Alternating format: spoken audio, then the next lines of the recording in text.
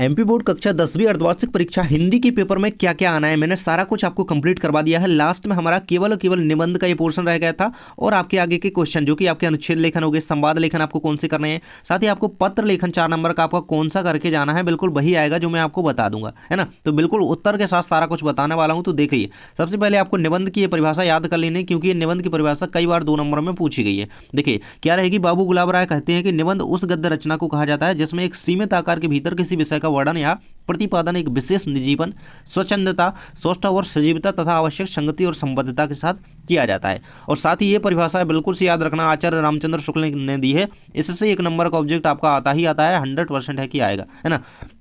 देखिए, यदि गद्य कवियों की कसौटी है तो निबंध गद्य की कसौटी है, ये याद रखिएगा, ये कंप्लीट कर लो इसे, क्योंकि ये इससे ऑब्जेक्टिव कई बार आया है। इससे क्वेश्चन भी आता है, 3 नंबर में बन जाता है कभी कभी। निबंध लेखन की विशेषता लिखिए। तो देखिए, इस तरीके से आपको निबंध की विशेषता लिख देनी है। कसावट, प्रभावशाली भाषा और विषयानुकूलता होनी चाहिए।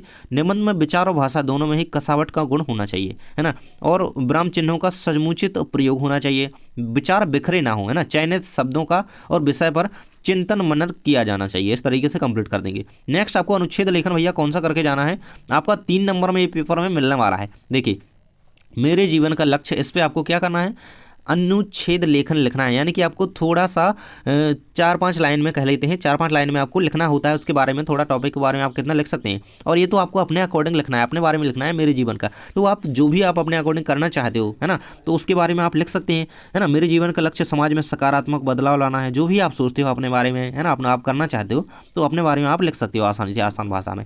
नेक्स्ट हमारा आता है संवाद लेखन, जो कि आपका 3 नंबर का आएगा। तो 3 नंबर में कौन सा करना है, सबसे पहले तो इसे कर लेना। ये 3 नंबर का आपका बिल्कुल परीक्षा में आने ही वाला है।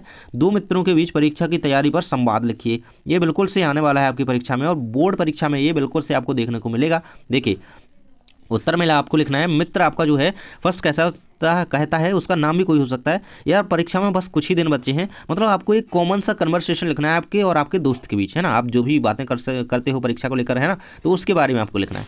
तो मुझे तो समझ में नहीं आ रहा है कि क्या करूं। दूसरा दोस्त कहता है कि हाँ मुझे भी थोड़ी घबराहट हो रही है, लेकिन अगर हम सही तरीके से पढ़ाई करें तो सब ठीक हो जाएगा।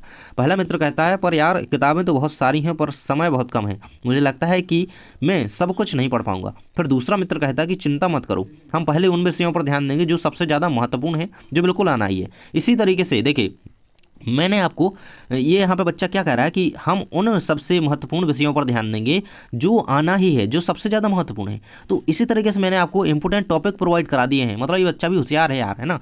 देखिए, तो मैंने आपको इंपोर्टेंट टॉपिक प्रोवाइड करा दिए हैं आपकी बोर्ड परीक्षा के लिए। तो जाकर के वीडियो देख लेना, आपको बोर्ड परीक्षा कक्षा 10वीं के नाम से प्लेलिस्ट मिल जाएगी, है ना। वहाँ पे सभी विषयों के इंपोर्टेंट टॉपिक, तो उन्हें पढ़ लेना सबसे पहले।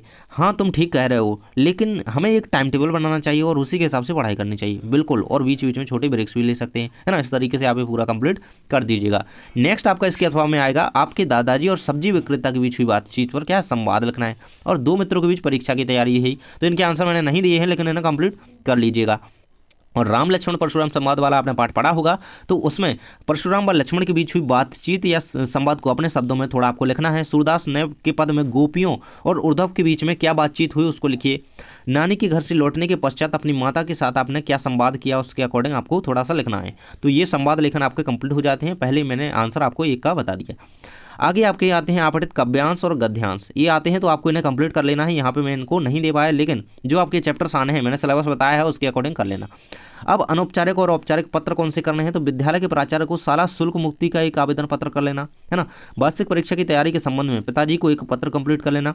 वाद विवाद प्रतियोगिता में प्रथम आने पर मित्र को बधाई पत्र, और प्रावीण्य सूची में प्रथम स्थान प्राप्त करने पर अपने मित्र को एक लेटर तैयार कर लेना। नेक्स्ट आता है ध्वनि विस्तारक यंत्रों पर, तो इनमें सबसे ज़्यादा मेन हो जाता है आपका शाला शुल्क मुक्ति की एप्लीकेशन हो जाएगी, और ध्वनि विस्तारक यंत्रों पर, मतलब ये 2 हो गई आपकी औपचारिक पत्र, और ये 2 अनौपचारिक कौन से करने हैं, आपको मित्र को एक पत्र कर लेना है और पिताजी को एक पत्र कर लेना है परीक्षा के संबंध में। तो इन्हें कंप्लीट कर लीजिएगा। नेक्स्ट हमारा निबंध लेखन आ जाता है, जो कि आपकी लास्ट में 4 नंबर आपकी परीक्षा में कंप्लीट करेगा।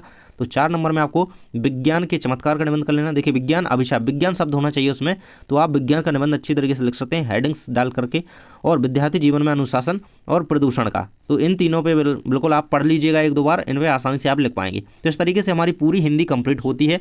यहाँ तक मैंने निबंध लेखन और पिछले वीडियो आप देख लेना जिनमें आपको देखिए गद्य खंड के, पद्य खंड के सभी क्वेश्चंस के आंसर मिल जाएंगे। कवि परिचय, लेखक परिचय, वहाँ पे सारा कुछ मैंने बताया हुआ है कौन से करना है विथ आंसर, सारा कुछ है ना। व्याकरण में क्या क्या पढ़ के जाना है, ये पूरा PDF इसी से भरा हुआ है ना। तो इन सभी क्वेश्चंस को देखना है, ऑब्जेक्टिव्स को देखना है। देखिए ये सारे मैंने प्रोवाइड कराए हुए हैं, तो जाकर के वीडियोस देखो, चैनल पर आपको वीडियो मिल जाएगा, प्लेलिस्ट के सेक्शन में चले जाना। थैंक्स फॉर वॉचिंग, मिलते हैं नेक्स्ट वीडियो में।